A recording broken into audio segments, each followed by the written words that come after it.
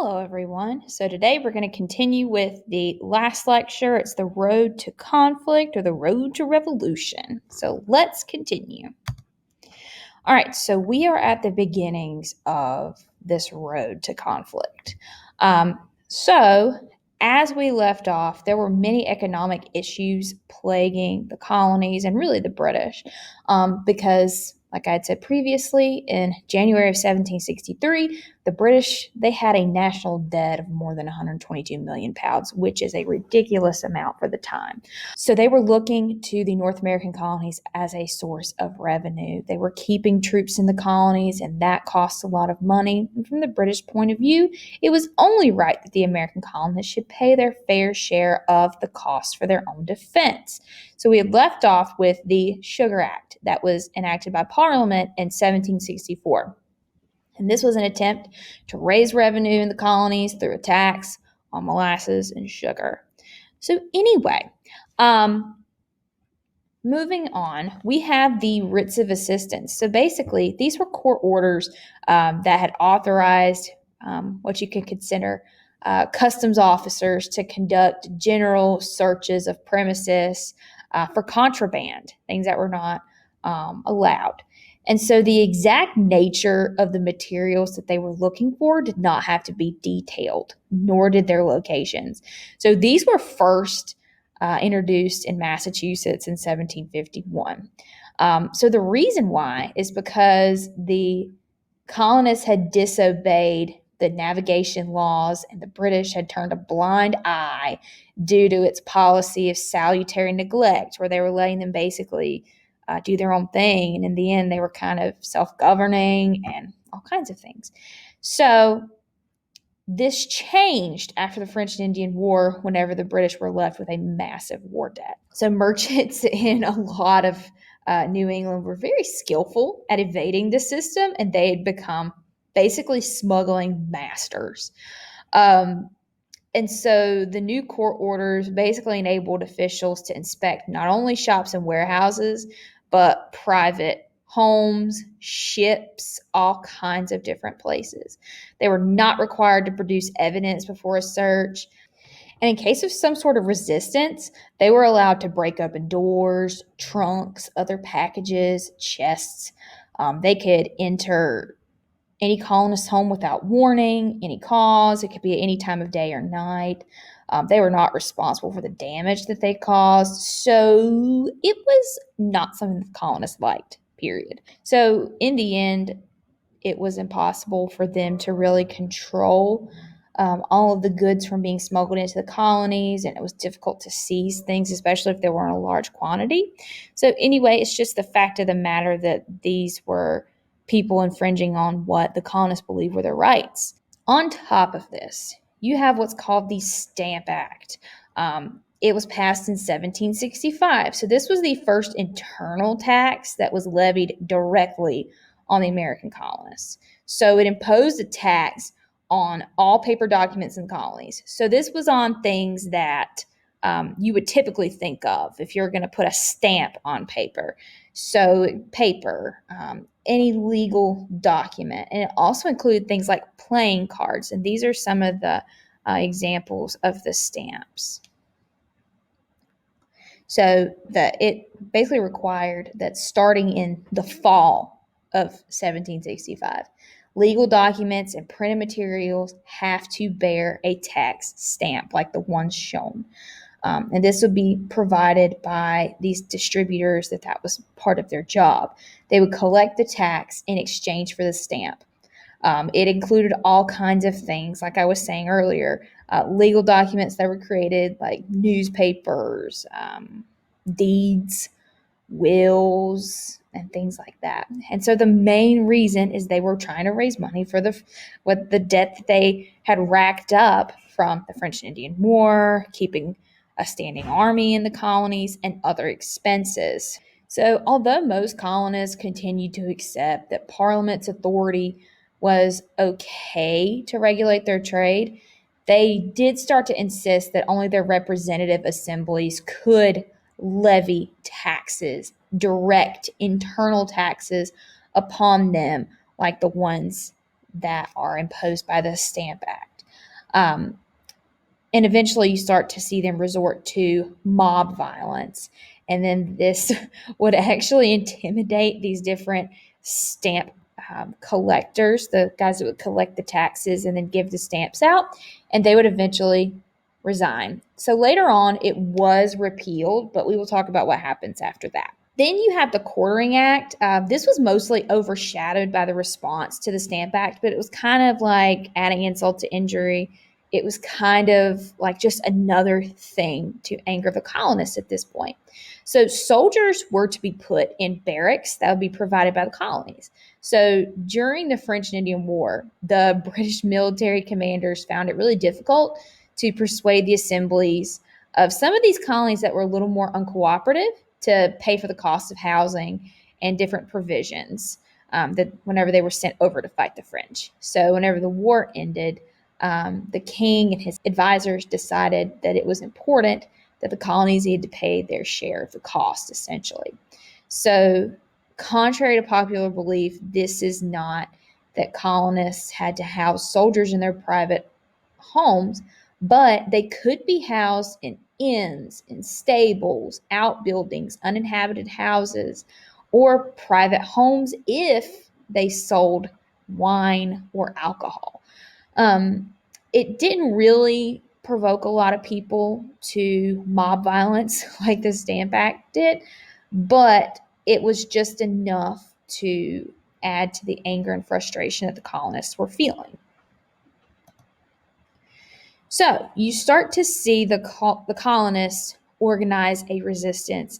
And this is where people like Samuel Adams and the Sons of Liberty come in. The Sons of Liberty were essentially a secret resistance group, and we'll talk about them more in a little bit. Samuel Adams he's a key founding father of the United States. He's a political theorist, and he protested, and this is one of his biggest, I guess you could say, mantras was no taxation without representation. This was a key concept for a lot of political thinkers.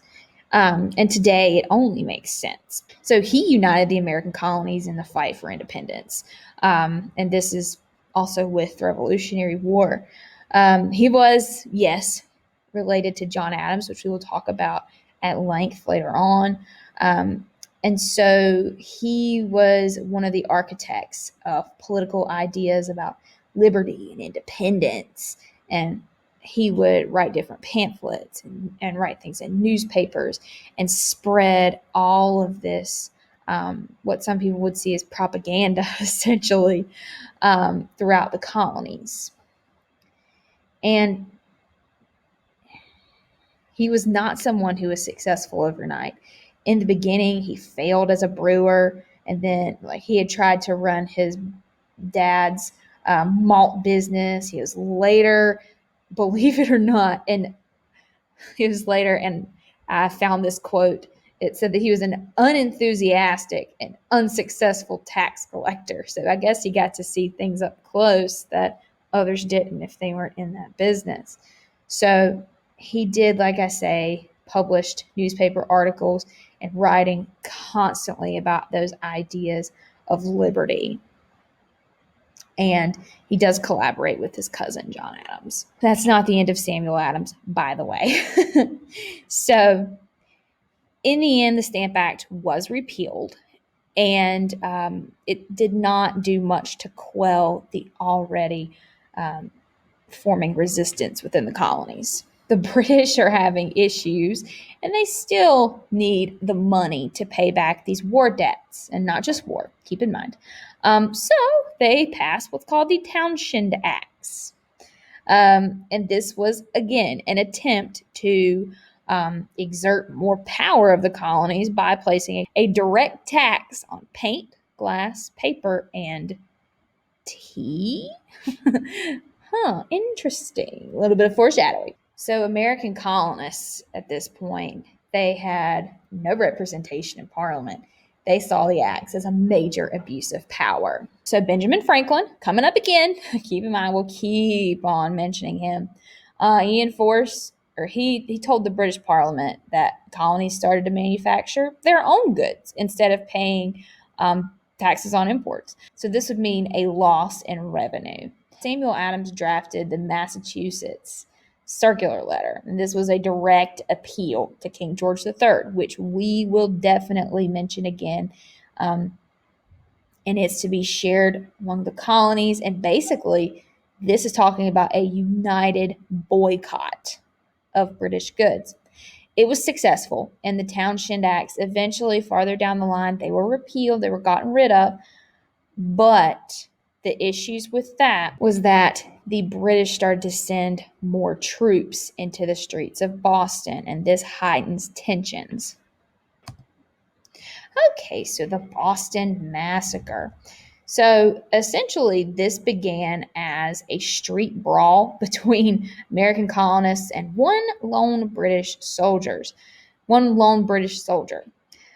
So at the time, there were about 2,000 British soldiers in Boston and 16,000 people that lived there. So those 2,000 were trying to enforce the British tax laws, the Stamp Act and the Townshend Act. And all of these people who were protesting, essentially, they were rallying around that cry, no taxation without representation. So throughout, and not just for this day, but during this time, patriots, as they were called, often vandalized stores that were selling British goods and intimidated the store merchants, other customers. And so what ended up happening was there was a soldier. His name was Private Hugh White. He was the only soldier guarding the king's money. And this money was stored inside the custom house on King Street, a pretty busy area. It wasn't long before these colonists came in, and they came where he was, insulted him, and threatened violence.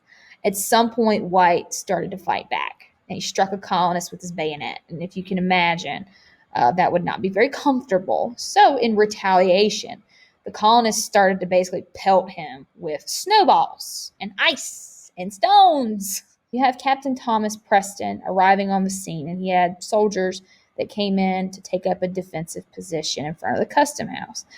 Preston later spoke on this, and he said that a colonist told him that the protesters had planned to, and I quote, carry White off from his post and probably murder him. This was a quote from the time.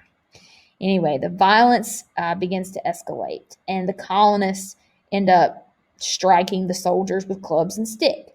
And the reports are differing based on what happens next. But apparently someone said the word fire. A soldier fired his gun. And it is unclear whether the fire was intentional. There are differing stories. So whenever that first shot rang out, the other soldiers began to shoot, and they kill 5 colonists, including Crispus Attucks. He was the first African American killed during this Revolutionary period.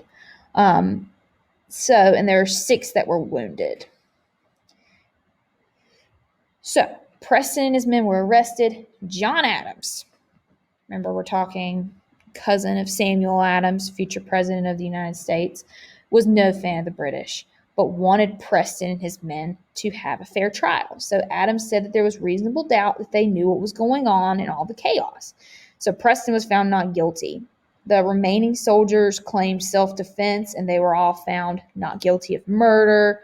There were 2 of them that were found guilty of manslaughter, and they were branded on the thumbs, believe it or not, as first offenders. This was per English law. So the Sons of Liberty take this, and this is one of the most important things about the Boston Massacre, is they take it and they call it the Boston Massacre, and this is a propaganda victory for the colonists. It takes all of it, and yes, while 5 colonists dying is terrible, it paints them in a different light, and it adds to the revolutionary fire, essentially. Okay, so you have assemblies in Virginia and Massachusetts. They set up what's called these committees of correspondence, and so they're put together to spread the power of written word from town to town and colony to colony, essentially. And one of those key thinkers behind this was Samuel Adams. And what was so interesting is that they were bold enough to use the British Postal Service as the means of communication. You want to talk about staying out in the open, essentially? They were. And one of the key items there was that they wanted to make sure everyone was informed, whether they lived inland or they lived on the coast. And so the pen was their weapon of choice. And this was essentially just a communications network. And they wanted to unite the colonies against the British. Okay, so eventually the British had repealed the taxes that it imposed on colonists, except for the tea tax. They were not about to give up tax revenue on roughly 1.2, 1.3 million pounds of tea that the colonists drank each year. That is an extremely high amount of tax revenue. So in protest, the colonists started to boycott tea that was sold by the British East India Company, and they started to smuggle in Dutch tea. And so this left the British East India Company with millions of pounds of surplus tea, just that they're hanging on to, and they were facing bankruptcy. And so tea smuggling increased. And so the British ended up passing a law that removes a tax from British tea, but they keep the tax on colonial tea. And so you have different members of Sons of Liberty. Remember, we talked about that group. They were founded to basically protest other forms of taxation, and other infringements upon liberty, which they believed. December 16th, 1773, in Griffin's Wharf, Boston, Massachusetts, you have American colonists who were just frustrated and angry because, remember, that rallying cry was taxation without representation.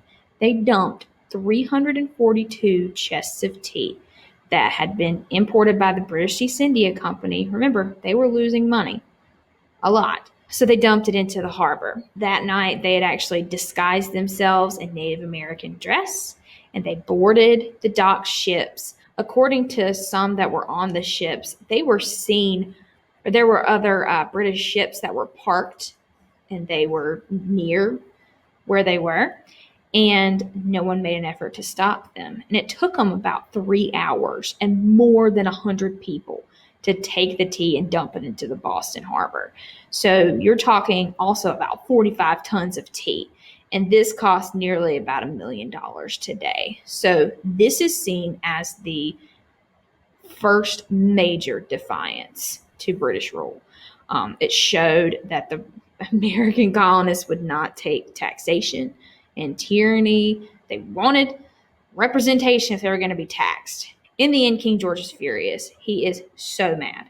And it's not like everyone in the colonies felt the way the Sons of Liberty did. There were a considerable amount that did, but there were some people who felt that this was going overboard, like Ben Franklin and George Washington. George Washington said that they were mad and private property shouldn't be tampered with. Ben Franklin said that the British East India Company should be reimbursed. So not everyone felt that way, that the people who boarded the ship dumped the tea into the harbor. King George is mad, so he passes what's known as the Intolerable Acts. Here, they close Boston Harbor, which is a huge port city for them, and it's going to destroy revenue. And then they invoke what's called martial law. Martial law is basically where you have a lot of restrictions on everyday life. Typically, there are travel restrictions, mandatory curfews, mandatory identification, search and seizure would be without a warrant during this time. And it means a lot. It means something different today, but it was just a time where there was intense supervision. And this was in Boston. And then they want to send in more troops. So these were called the Intolerable Acts. They're also known as the Coercive Acts. All right, so you have the Committees of Correspondence. We've talked about them already. They decide to call the First Continental Congress. And you see some very, very important names here. They meet together and they basically serve as the government for the 13 colonies for a while in the later United States. And they have delegates from the colonies. And so you see some really important names here, like George Washington, John Jay. We'll talk about John Jay a lot later. Patrick Henry, John and Samuel Adams. They meet in Philadelphia, another big city during the time. And so the first meeting was obviously in reaction to the Coercive Acts. They're going to meet again in 1775 after the Revolutionary War begins. 1776, they declare independence. There they want to talk about the rights of the colonies. What rights the colonists have? How far is too far, essentially, for where the British are taking it. And then they begin the discussion of forming militias. Basically, if you don't know what a militia is, a military force that's taken from just the population, and the intention of it is to supplement or add to a regular army. Usually this is in times of warfare. And so they decide to meet again in a year and reassess the situation. And at this point, tensions are very high, and it becomes very clear to a lot that war is coming. We know now that obviously war is coming. But yeah, we will pick up later after that. And I hope you have a good rest of your day.